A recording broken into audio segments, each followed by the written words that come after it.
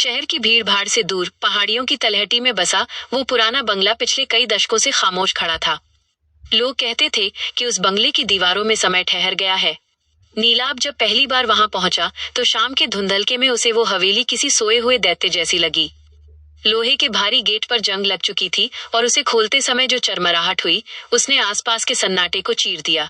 नीलाब के हाथ में एक पुराना लिफाफा था जिसमें उसके दादाजी की वसीयत और इस घर की चाबियां थीं। उसे समझ नहीं आ रहा था कि आखिर क्यों उसके दादाजी ने अपनी पूरी संपत्ति के बजाय उसे केवल ये खंडहरनुमा घर दिया जिसके बारे में परिवार में कभी बात नहीं की गई थी।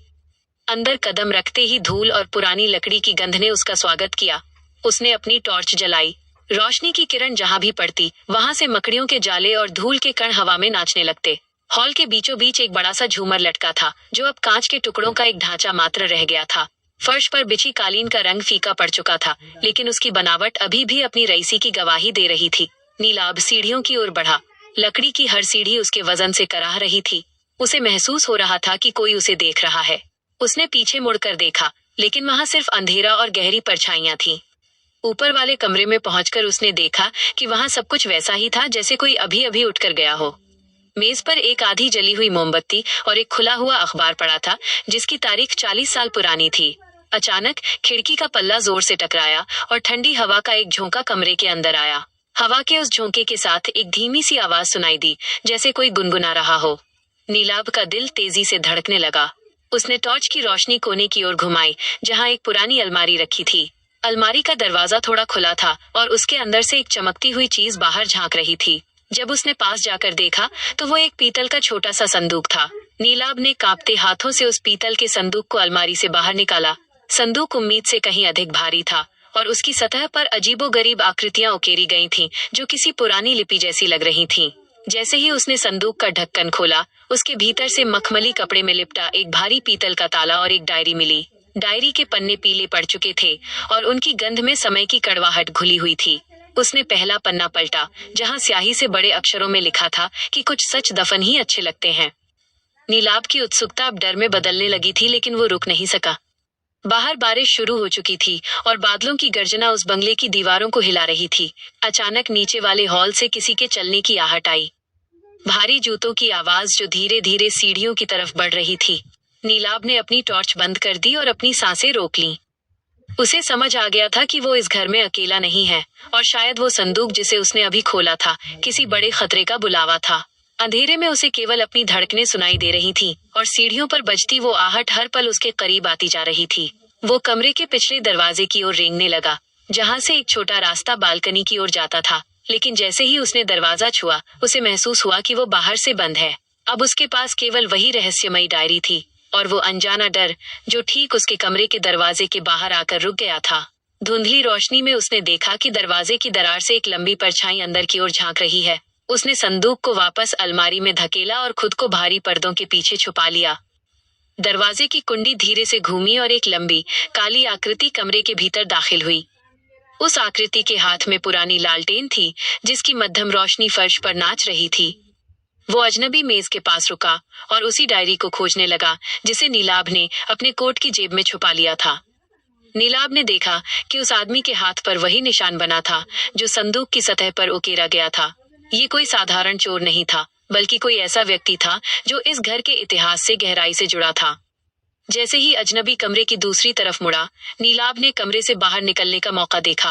वो दबे पांव गलियारे की ओर भागा जहां दीवारों पर लगी पुरानी तस्वीरें उसे घूरती हुई प्रतीत हो रही थीं। वो नीचे की ओर नहीं भाग सकता था क्योंकि वहां मुख्य द्वार की तरफ जाने वाला रास्ता बहुत खुला था। वो हवेली की ऊपरी मंजिल की ओर बनी संकरी सीढ़ियों की तरफ मुड़ा जो छत की ओर जाती थी। ठंडी हवा के झोंकों ने उसका स्वागत किया। छत से उसे पूरा गांव और दूर तक फैली पहाड़ियां दिख रही थीं, लेकिन वहां पहुंचते ही उसे एहसास हुआ कि वो जाल में फंस चुका है। पीछे मुड़ने पर उसने देखा कि वो अजनबी लालटेन लिए सीढ़ियों के मुहाने पर खड़ा था और उसके चेहरे पर एक फीकी ठंडी मुस्कान थी। अजनबी ने अपनी आवाज को स्थिर रखते हुए कहा कि वो डायरी उसके परिवार की धरोहर नहीं है बल्कि एक श्राप है जिसे उसके दादाजी ने सालों पहले चुराया था। नीलाब का सिर चकराने लगा। उसने डायरी निकाली और उसे छत की मुंडेर से नीचे फेंकने की धमकी दी। अजनबी एक कदम पीछे हटा। उसके चेहरे पर पहली बार घबराहट के लक्षण दिखे। उसी क्षण बिजली कड़की और उस रोशनी में नीलाभ ने डायरी के अंतिम पन्ने पर अपनी ही तस्वीर देखी, जो कि दशकों पुरानी लग रही थी। वो तस्वीर उसकी नहीं, बल्कि उसके हमशक्ल किसी पूर्वज की थी, जिसके गले में वही पीतल का ताला लटका हुआ था। अचानक उसे महसूस हुआ कि उसकी यादें धुंधली हो रही हैं और इस घर की दीवारें उसे अपनी ओर खींच रही हैं। उसे समझ आने लगा कि दादाजी ने उसे यहाँ संपत्ति के लिए नहीं, बल्कि एक पुराने समझौते को पूरा करने के लिए भेजा था। बारिश और तेज हो गई थी और अजनबी की आवाज अब हवा की साए साए में घुलने लगी थी। नीलाभ ने महसूस किया कि उसके पैर खुद ब खुद उस अजनबी की ओर बढ़ रहे हैं, जैसे कोई अदृश्य शक्ति उसे नियंत्रित कर रही हो।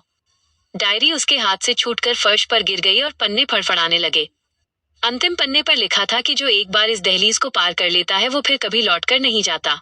नीलाभ की चीख गले में ही दब गई जब उसने देखा कि अजनबी की परछाई धीरे धीरे उसके शरीर में समा रही है और उसे अब ठंड महसूस होना बंद हो गई थी। नीचे हॉल में रखा वो पुराना झूमर अचानक जल उठा, जैसे पूरी हवेली में जान आ गई हो। धूल भरी कालीनें साफ होने लगी और दीवारों पर लगी तस्वीरों में जान आ गई।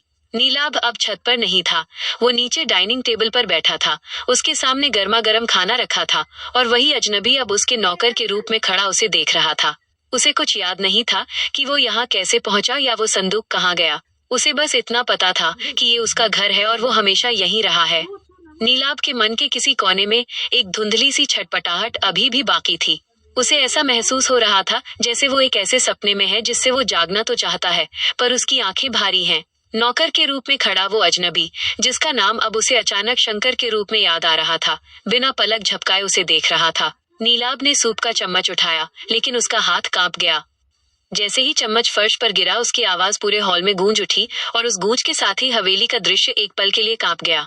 उसे फर्श पर बिछी कालीन के नीचे से खून की एक पतली लकीर बहती हुई दिखी, जो पलक झपकते ही गायब हो गई।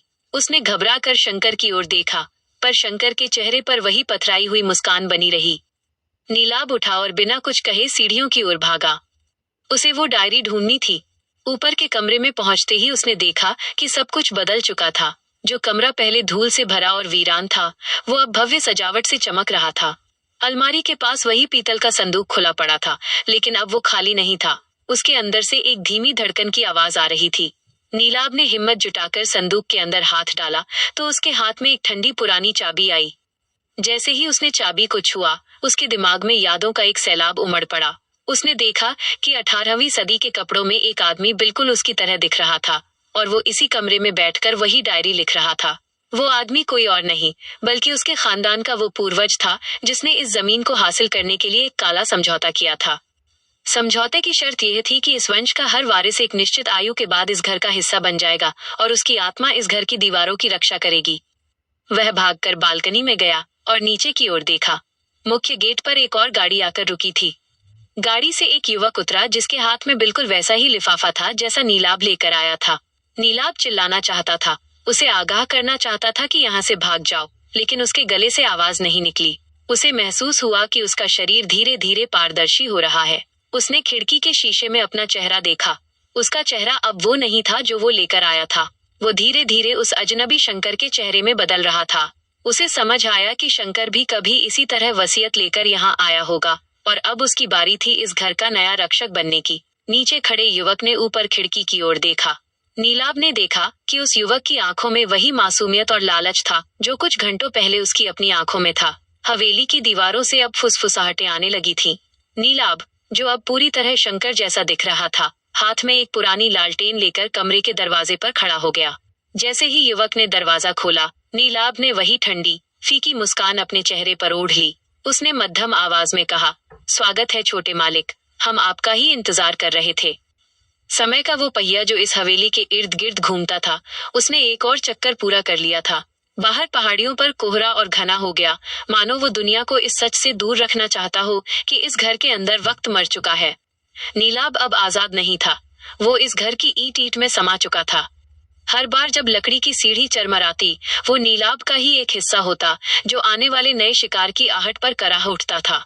रात गहरी होती गई और उस बंगले की खिड़कियों से आती रोशनी अब और भी डरावनी लगने लगी थी, क्योंकि अब वहां एक नहीं बल्कि दो साए घूम रहे थे जो अगली वसीयत के खुलने का इंतजार कर रहे थे। पहाड़ियों के बीच बसा वह बंगला अब अंधेरे में पूरी तरह डूब चुका था। केवल एक खिड़की से मध्यम रोशनी आ रही थी, जहां नीलाभ शांति से बैठकर अगली सुबह का इंतजार कर रहा था। बिना यह जाने कि वह अब समय के उस घेरे में कैद हो चुका है जहां से कोई वापसी नहीं होती।